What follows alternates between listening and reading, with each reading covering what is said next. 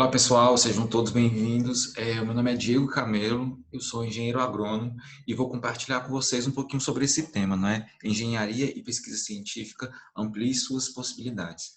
Bom, para mim é bastante gratificante, né, estar participando do segundo Coneguion, um congresso que é bem interessante na sua própria forma de existir, principalmente se a gente for pensar o contexto, né, que a gente está vivendo. E em relação à escolha desse tema, né, ela se deu devido à percepção de que se tem aumentado o interesse dos estudantes das diversas áreas de engenharia, não é, pela carreira acadêmica, pela pesquisa científica. E para mim, de forma particular, é bastante interessante porque eu tenho dedicado, né, os últimos 9 anos da minha vida, não é, a, a a pesquisa científica, a ciência, ao desenvolvimento de pesquisa de mestrado e doutorado, né? Então, eu acho que é um tema que é bastante interessante e vai ser muito bacana compartilhar essas experiências com vocês. Ah, o que a gente vai falar aqui é mais ou menos esses três tópicos, falar um pouquinho sobre a pesquisa científica, né, enquanto possibilidade para os estudantes de graduação das áreas da engenharia, pensar um pouquinho o caminho, né, o percurso do pesquisador e entender também um pouco das demandas, né, dos profissionais que trabalham com pesquisa e dos profissionais da engenharia de uma forma geral, né, o que é que o mercado está demandando desses profissionais. Em alguns momentos eu vou estar falando diretamente, né, para o contexto dos estudantes de graduação. Já em alguns outros momentos, eu vou estar mais orientado à questão do que é a pós-graduação, né, de como ela se estrutura, quais são os principais aspectos, tipos, os principais desafios, né, encontrados pelo aquele estudante de pós-graduação, pelo aquele profissional que está realizando a sua pós-graduação. A gente sabe que o ensino superior no Brasil, ele se baseia nesse tripé, ensino, pesquisa e extensão. E aí a gente vai focar um pouquinho na questão da pesquisa, né, para entender os principais aspectos que se relacionam com esse tripé, né, do ensino superior. Quando a gente fala de pesquisa durante o período da graduação, a primeira coisa que vem à cabeça é a iniciação científica, os programas de iniciação científica. Mas é muito interessante saber que existem outras formas de se realizar e de se desenvolver pesquisas científicas, né, que não estejam vinculadas aos programas de iniciação científica, como, por exemplo, os PETs, os centros acadêmicos, os diretórios acadêmicos, outros projetos de extensão, pesquisas que estão vinculadas diretamente a uma dissertação de mestrado, uma tese de doutorado, sem necessariamente estar vinculados ao programa de iniciação científica, e também a monitoria. Eu mesmo comecei a minha vida na pesquisa científica por meio da monitoria de disciplina, ou seja, além das atribuições, não é, de monitor na disciplina, eu também realizava pesquisa científica, a maioria delas voltadas ao próprio contexto da disciplina em relação à experiência da docência. Mas aí foi que eu comecei a publicar artigos científicos em congressos, em semanas acadêmicas. Então, é muito interessante se fazer iniciação científica, mas também existem outros meios, né, de se fazer pesquisa durante o período da graduação. E falando um pouquinho agora dos programas de iniciação científica, não é? Eles são estágios em pesquisa, ou seja, o estudante de graduação, não é? Começa a trabalhar com pesquisas que podem ou não estar vinculadas, não é, a teses de doutorado e a dissertações de mestrado. A forma de inserção na iniciação científica, né, se dá por meio de editais. Então, o professor tem um projeto, o departamento tem um projeto, aquele laboratório X tem um projeto para desenvolver determinada pesquisa, né? E aí ele abre editais para procurar estudante de graduação para poder trabalhar e auxiliar nesses projetos. Você pode se vincular a esses programas de iniciação científica de forma voluntária ou como bolsista. Nos dois vínculos, você está formalmente, não é, como colaborador desses programas de iniciação científica. A principal diferença é que, como bolsista, né, você vai ter aquele retorno financeiro do trabalho que você vai estar desenvolvendo. E trabalhar como voluntário é super interessante porque, por mais que você não tenha esse retorno financeiro, né, alguns programas de iniciação científica, alguns professores, né, estipulam como exigência, né, para concorrer à bolsa de iniciação científica, né, já ter trabalhado no projeto de forma voluntária. Em relação à questão das experiências, assim, não tem nenhuma diferença. A pessoa que está vinculada ao projeto de pesquisa ou programa de iniciação científica de forma voluntária tem as mesmas experiências do estudante que está vinculado como bolsista, né? Em relação à questão do fomento a esses projetos, a essas bolsas, né? De uma forma geral, nós temos fomento governamental e privado, né? As agências de fomento governamentais são a CAPES, né, que é a Coordenação de Aperfeiçoamento de Pessoal a Nível Superior, e o CNPq, que é o Conselho Nacional de Desenvolvimento Científico e Tecnológico. O CNPq, inclusive, é a instituição, né, que possui a plataforma Sucupira, onde é inserido, né, tudo que de pesquisa está se fazendo, e a plataforma Lattes, que é o currículo, que é a forma de identificação dos pesquisadores. É lá, esse Lattes é o currículo que é utilizado para qualquer tipo de seleção relacionada a projeto de pesquisa, a seleção de mestrado, seleção de doutorado, às vezes até algumas especializações avaliam por meio do currículo Lattes. Então, é o primeiro passo, né? Então, se você quer se inserir na pesquisa, quer trabalhar com iniciação científica, a primeira coisa que você tem que definir é aquela sua área de interesse, né? E aí, ser bem proativo, ir atrás de um professor, ver o que é que se tem de inovação, o que é que está desenvolvendo, né? Quais são as tecnologias que estão sendo desenvolvidas naquele departamento que você tem interesse, não é? Conversar com seus colegas, conversar com as pessoas que vocês sabem que estão fazendo mestrado, doutorado, e procurar essas possibilidades de trabalho, ver como você pode ser inserido, se está tendo edital, quando é que sai os editais. Então, é bastante interessante assim que você, nesse momento, seja bem proativo, né? E falando das vantagens, né? Você pergunta assim, Diego, mas por que eu quero fazer, para que eu vou fazer iniciação científica? Para que eu vou fazer pesquisa durante o meu período de graduação? O que eu quero é formar e partir para o mercado de trabalho.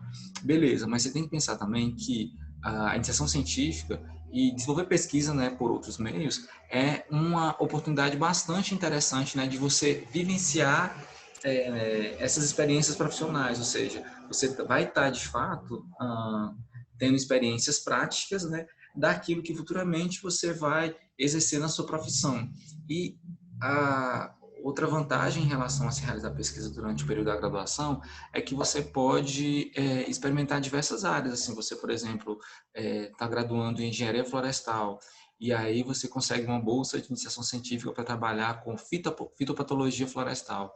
Mas aí depois de 6 meses você percebe, eu acho que eu não tenho muita aptidão para isso, acho que eu não tenho muita vontade de trabalhar com isso. E aí você tem a oportunidade de tentar outra bolsa, você vai trabalhar com manejo florestal, e por aí vai. Você tem a oportunidade, né, de vivenciar diversas áreas durante a sua experiência da graduação, não ficar somente preso, né, às disciplinas e as outras experiências que o curso oferece, né? É uma oportunidade muito bacana. Além dessa questão de vivenciar, né, de experienciar na prática a sua futura profissão, outra vantagem muito bacana que a pesquisa científica, né, pode proporcionar para você é a questão da elaboração de trabalhos científicos. E isso é muito interessante porque por meio da publicação desses artigos, né, desses trabalhos, né, você vai criando o seu currículo, então você vai aumentando as suas chances de entrar no mestrado, de entrar no doutorado, vai abrindo outras portas para você também, porque você vai ampliando a sua rede de contatos. A gente vai falar a gente vai falar aqui um pouquinho sobre as vantagens, né, alguns aspectos que você ganha, alguns pontos positivos em relação a se fazer pesquisa científica, mas uma outra vantagem que eu queria chamar a atenção é a questão que você pode elaborar os seus trabalhos de conclusão de curso, ou seja, suas monografias, não é? Naquela pesquisa que você está colaborando, naquela pesquisa que você está participando, naquele laboratório que você está trabalhando, né? Então, isso é muito interessante porque ao mesmo tempo que você está se especializando em uma área que futuramente você pretende trabalhar, você já está começando a montar o seu currículo, a montar o seu portfólio, né? Isso é muito interessante. E aí, como eu falei, a gente pode dividir as principais vantagens, né, de se fazer pesquisa científica, acho que em 3 grandes aspectos. Tem outros mais, mas assim, para a nossa conversa de hoje eu trouxe esses, né? A primeira é em questão em relação às habilidades pessoais, né? O que você, enquanto pessoa, você vai ganhar realizando pesquisa científica, está vinculado a um programa de iniciação científica. Como eu falei, a questão da produtividade, né? Que é aquela coisa, você tem que correr atrás mesmo, sabe? O seu trabalho, é, ele vai depender muito de você pensar, de você ser proativo, né? Você ter aquele dinamismo de ver o que tem que ser feito, de pensar, é, de tomar decisão sobre o que você vai fazer. Isso é muito interessante. A questão do compromisso, porque o seu trabalho vai estar diretamente relacionado ao trabalho dos outros, né? É aquela coisa, ninguém faz pesquisa sozinho, então eu acho que o senso de compromisso, ele aumenta muito quando você está envolvido com um projeto maior, onde tem outras pessoas que dependem diretamente do seu trabalho. A questão do pensamento estratégico, você vai ter que adaptar, né, e moldar a questão do desenvolvimento do seu curso, né, que você vai continuar fazendo curso de graduação, você vai continuar tendo que se dedicar às suas disciplinas, né, então você vai ter que se organizar para poder dar conta dessa tarefa extra, né, que é a pesquisa. Criatividade, a questão de ética, cooperação, inclusive até hoje, eu e meu grupo de pesquisa, a gente a gente sempre está trocando figurinha, sempre manda, lê esses resultados para mim, o que é que você achou, lê isso aqui para mim, então a gente está sempre se ajudando. O senso de cooperação é muito forte dentro de um laboratório, dentro de um departamento. Realmente, assim, são aquelas pessoas que você vai estar trabalhando dentro da pesquisa, né? Vão se tornar seus amigos, sua família até. A questão da ética, do compromisso, né, do saber fazer pesquisa, de seguir um rigor teórico e metodológico, né, durante a elaboração e desenvolvimento de algum trabalho científico, de alguma pesquisa científica. A questão da comunicação, porque você vai estar sempre tendo que apresentar os resultados, seja ele para o seu orientador, para o seu grupo de pesquisa, ou em congressos nacionais, internacionais. Então, é legal isso, porque é algo que você vai trabalhando ao longo da sua formação e das suas experiências dentro da iniciação científica. Um outro conjunto de aspectos, eles dizem respeito à questão das habilidades específicas, né? Aquilo que especificamente você vai aprendendo, né? São os ensinamentos que você aprende durante a realização de algum trabalho com ciência, com pesquisa científica, que são a forma de como você trabalhar, a informação que você está produzindo, aquela tecnologia que você está produzindo, porque a ciência ela tem que ser publicizada, né? Ela não adianta se ela ficar só para você, o conhecimento ele tem que ser compartilhado. Então você aprende os métodos, né, de fazer isso, por meio de tabelas, mapas, gráficos, você começa a ter o domínio das ferramentas de estatística e outros softwares de análise, dependendo da sua área, né, aquilo que é específico na sua área, a questão da elaboração de projetos, porque por mais que não seja você que faça sozinho, você vai contribuir também, você vai participar e vai procurar entender como é um projeto de pesquisa em sua totalidade, a questão das coletas de dados, a escrita acadêmica, que você vai estar publicando artigo para congresso, você vai estar publicando o relatório final da sua iniciação científica, questão de coleta de dados, técnicas e métodos de investigação, questão de elaboração de ensaios, experimentação, a depender da área que você vai estar trabalhando. Então, são coisas que especificamente você vai estar vivenciando. Isso vai ficar parte da sua rotina diária. Então, esse tipo de conhecimento ele vai ser internalizado para você de forma bem natural, porque vai ser o seu cotidiano. E aí isso nos leva, inclusive, ao terceiro grupo, né, que é a questão dos aspectos motivacionais, porque você vai estar trabalhando, você vai estar tendo satisfação porque você vai estar trabalhando naquilo que você gosta. É uma coisa bem, como eu posso dizer, bem prático, sabe? Assim, então você vai estar satisfeito por estar de fato realizando um trabalho que você sabe que futuramente pode ser aquilo que você vai seguir na sua profissão. Então, é muito gratificante você fazer isso, sabe?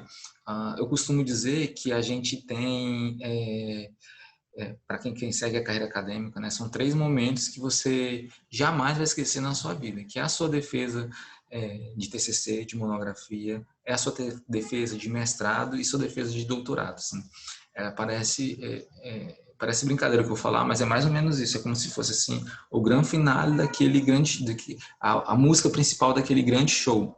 Então é um momento muito gratificante, sabe? Você parece, por mais que você esteja na pressão da defesa e tudo aquele nervosismo, aquele momento é um momento seu, é um momento onde você vai resumir, não é? E vai mostrar todo o seu crescimento profissional, toda a sua maturidade profissional, né? O que de fato você está contribuindo com a ciência. E é um momento assim que eu acho que são os melhores dias da minha vida, assim, tipo, foi muito gratificante e é o que me motiva também, né? Saber que eu estou contribuindo com a ciência, saber que eu estou contribuindo com algo muito maior. A questão das vivências, né, onde você vai estar dia a dia convivendo com excelentes profissionais, descobrindo, contribuindo com questão de desenvolvimento de pesquisas de ponta, com inovação tecnológica, isso é muito, muito interessante. Durante essas experiências também você pode aumentar as suas oportunidades, porque você está criando uma bagagem, não é, que futuramente o mercado vai demandar. Então, tipo, estamos precisando de profissional que trabalhe com isso.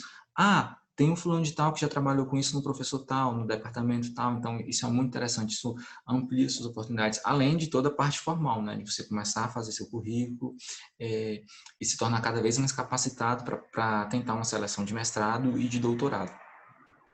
A questão de expandir suas capacidades, que está um pouco vinculado com aquela gama de conhecimentos específicos que a gente falou. Tipo assim, você está se superando a cada dia, né? Você pensa, será que eu dou conta disso? E no final, você vê assim, nossa, que bacana, né? Foi um trabalho difícil, mas desde a época do projeto, você vai trabalhando e vai moldando aquilo, vai vendo aquele seu trabalho se materializar. É uma satisfação, um sentimento, né, de superação muito grande. Assim, tipo, quando eu vejo para minha tese, para minha dissertação, eu vejo, nossa, quando eu tinha entrado eu não sabia, não tinha certeza se ia dar conta, né? E a questão das redes de contato, né? Você vai conhecendo gente do mundo todo. E mais um pouquinho à frente eu vou falar dessa questão das redes, né? Inclusive eu tive algumas experiências que eu só pude, né, realizar por conta das redes de contato que eu fiz durante a minha experiência no mestrado e no doutorado. E na iniciação científica também. Certo. Então agora eu vou deixar um pouquinho o contexto da graduação, né, e vou falar especificamente das questões e do contexto, né, da pós-graduação. A primeira coisa que eu tenho a falar para vocês é que existem vários tipos de pós-graduação e, de forma geral, elas se dividem em lato sensu, que é uma pós-graduação mais ampla, né, aí nesse grupo de pós-graduação vão entrar as especializações, os mestrados acadêmicos, os mestrados profissionais, desculpa, os MBAs, e do outro lado, né, tem o estrito sensu, que são de forma geral os programas de mestrado e doutorado, né. A principal diferença entre esses dois grupos é a questão da dinâmica em que eles acontecem, né. O mestrado, a pós-graduação lato sensu, ela é orientada àquele profissional que já está inserido no mercado de trabalho, ou seja, que ele não tem uma dinâmica de tempo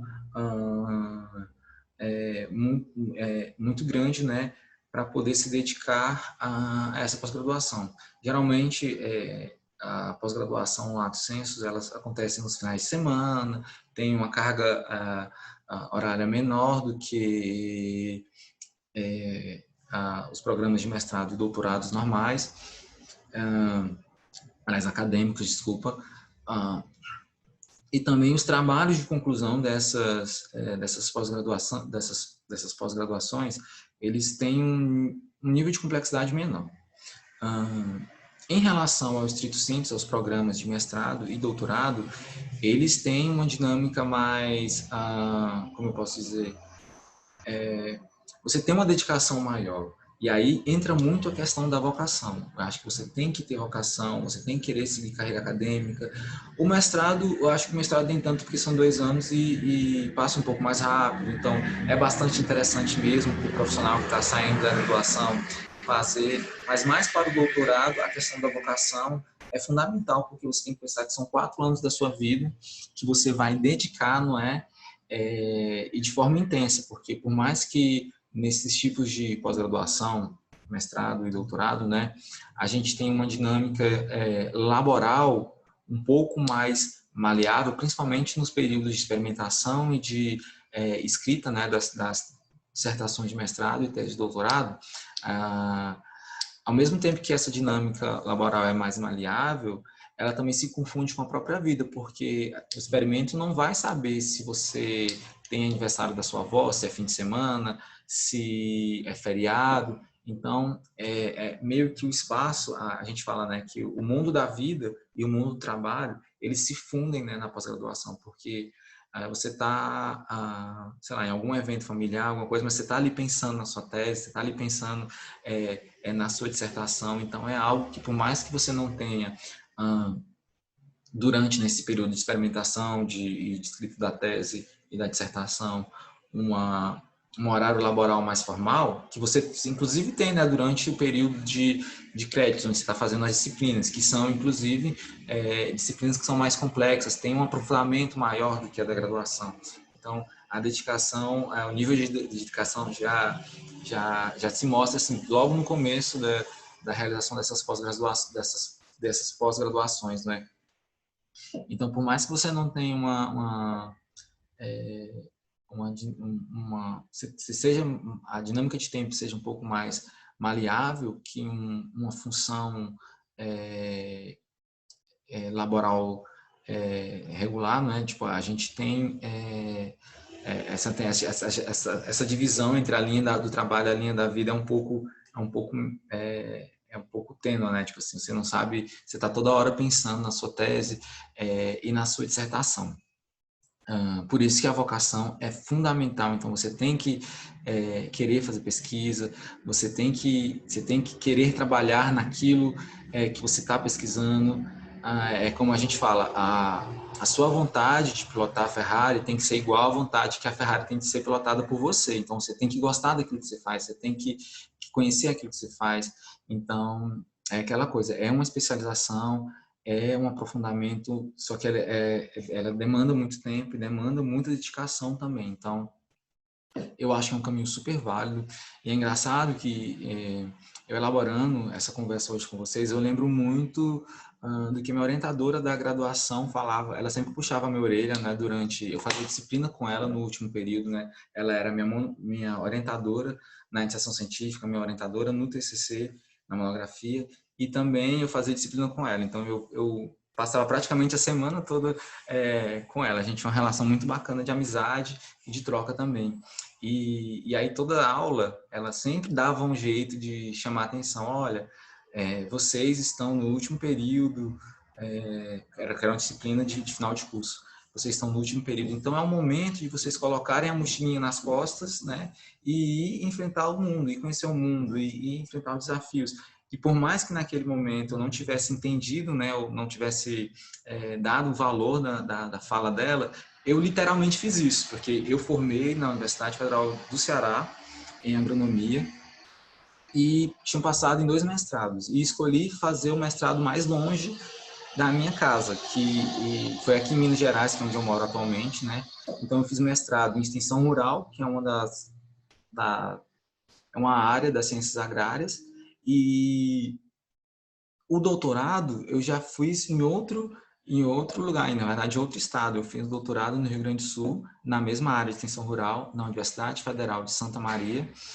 E, inclusive, nessas duas experiências, eu fiz uma etapa que se chama mestrado e doutorado sanduíche, onde você realiza, né, uma parte do seu mestrado ou do seu doutorado e uma instituição que não é aquela instituição que você originalmente tem matrícula, que você originalmente está matriculado. E aí, tanto no mestrado quanto no doutorado, eu fiz essa experiência do sanduíche na Universidade de Santiago de Compostela, na Galícia, né, que fica na Espanha, e foram experiências que só me acrescentaram tanto quanto profissional, tanto quanto pessoa.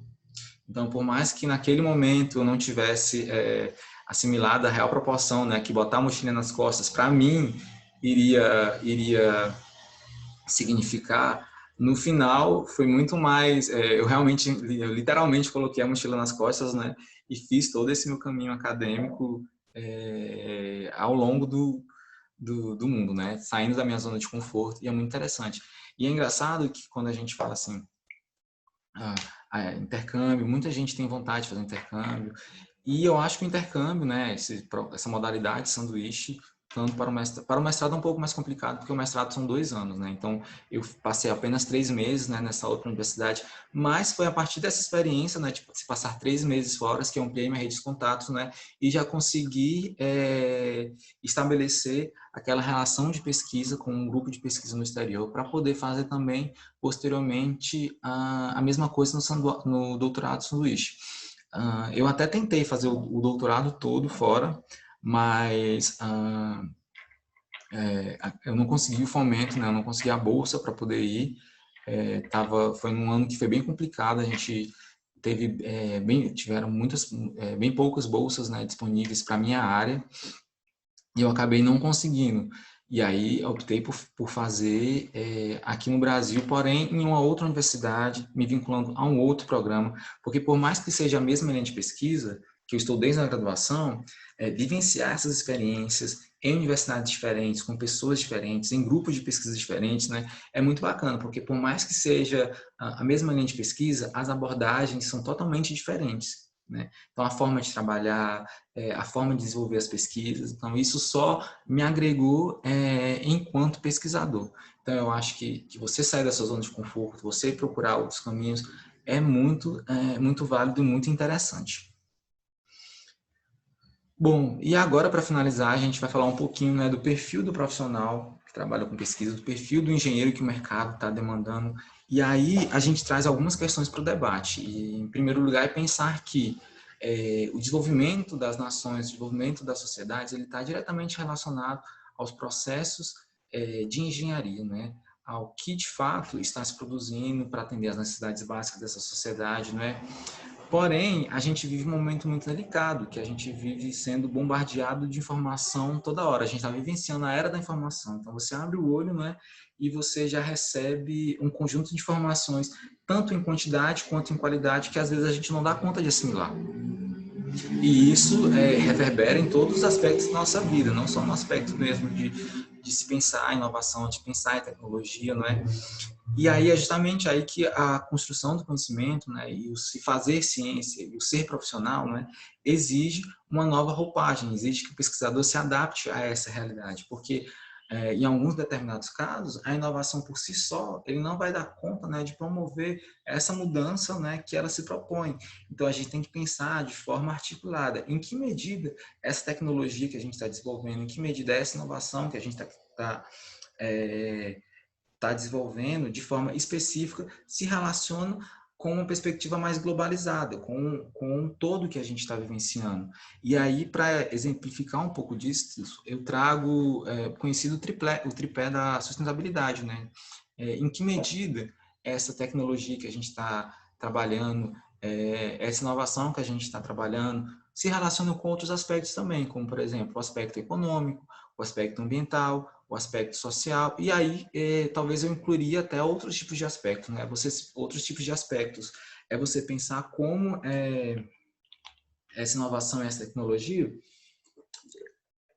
por exemplo, está sendo pautada dentro de uma perspectiva de justiça social, dentro de uma perspectiva que garanta o acesso a todo mundo, sabe? Perspectivas democráticas. Então, o pesquisador, o profissional, ele também tem que levar em consideração isso. Então, o mercado ele demanda que você seja especialista naquela área que você está trabalhando, né? Mas que você também entenda um pouco do todo. É o que a gente fala, tem que ter uma visão holística sobre tudo, né? Tem que ter uma visão multidisciplinar sobre aquilo que você está pesquisando, aquilo que você está trabalhando, como aquela sua pesquisa se relaciona, né, com uma perspectiva mais global. E aí, para exemplificar um pouco dessas demandas, eu posso trazer aqui duas experiências. A primeira é uma experiência realizada em um dos trabalhos que eu desenvolvi durante a minha vida acadêmica, além dos projetos de tese e de doutorado, eu tive a oportunidade de me envolver com outros projetos de pesquisa, né? E um deles foi fazer a avaliação das estratégias de desenvolvimento eu vou falar de forma resumida aqui, seria das estratégias de desenvolvimento, né, de um grande empreendimento no norte do país. Então, uma hidrelétrica, então de como essa hidrelétrica, fazer a avaliação das estratégias que essa hidrelétrica estava utilizando, não é, para garantir boas condições de vida para aquela população que foi atingida pela construção da hidrelétrica, né?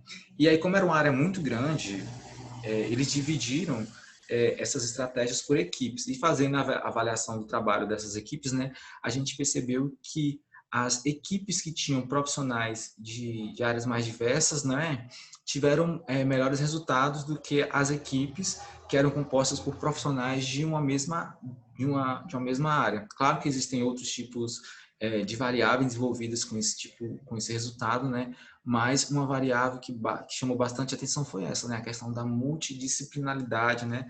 Da equipe. O quanto você ter profissionais que têm olhares diferentes, né? Sobre o mesmo, vai somar, né? Na realização daquela tarefa, daquele trabalho que você tem para desenvolver. Uma segunda experiência interessante para trazer para vocês em relação a esse perfil desse profissional foi durante o meu estágio de doutorado no exterior. Eu sou da extensão rural, né, que é uma área das ciências agrárias que tem uma veia sociológica um pouco mais forte, e fui fazer estágio, né, realizei meu estágio de doutorado sanduíche no exterior, num laboratório de geoprocessamento, assim, um laboratório que trabalha com gestão de terras e planificação urbana e rural. Planejamento urbano e rural, desculpa. E aí chega eu, né, da agronomia, da extensão rural, e os profissionais todos lá são, né, engenheiros topógrafos, que seriam um engenheiro agrimensor, e engenheiros de montes, que seria o equivalente a engenheiro florestal aqui no Brasil. E foi muito interessante a gente ter essa diferença, né, nas histórias profissionais, porque aconteceram trocas muito bacanas. Eles com a parte um pouco mais técnica, né, e eu com essa abordagem mais sociológica. Então foi muito interessante tanto para mim quanto para eles. Aconteceu uma troca muito legal. Inclusive nesses momentos assim mais contraídos de café, a gente sempre conversava sobre isso, né, o quanto é interessante se ter profissionais de outras áreas trabalhando com a gente e contribuindo, né, com a construção daquele conhecimento que a gente está produzindo, daquela tecnologia que a gente está produzindo, daquela inovação que a gente está produzindo. Inclusive, alguns deles falavam para mim, Diego, eu estou fazendo um curso EAD sobre profissão tal, porque eu acho que as minhas capacidades, né, como engenheiro, como tarará, eu estou precisando ampliar, né, as minhas experiências, estou precisando de mais como eu posso dizer, chega um ponto, né, que a gente vai só até ali. Então estou precisando romper essas barreiras, e a forma como eu encontrei de fazer isso, né, foi procurando também me especializar em outra coisa, sabe? Então é muito interessante você ver que hoje em dia o profissional ele tem que ser especialista naquilo que ele faz, ele tem que saber de forma profunda aquilo que ele está desenvolvendo, né? Mas interessante também pensar como aquilo que ele está desenvolvendo, né, se relaciona, né, com outros aspectos.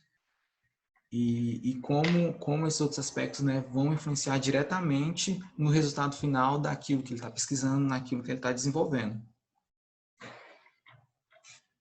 E eu acho que é isso, gente. Desculpa se eu falo muito rápido. Eu deixo meu contato aqui para vocês. Quem quiser, quem tiver interesse, né, de conversar um pouquinho mais, eu acho assim que eu trouxe, que eu quis trazer para vocês, né, foi de uma forma geral, essa questão da pesquisa na graduação, falar um pouquinho das experiências na pós-graduação e, por fim, trocar, né, essa ideia sobre o tipo de pesquisador, né, o perfil do pesquisador e do profissional que o mercado está demandando. Tá bom? Agradeço de novo, né, a oportunidade de estar participando desse segundo Coneguion, né? Estamos abertos aí para novas possibilidades, tá bom? Muito obrigado, até mais.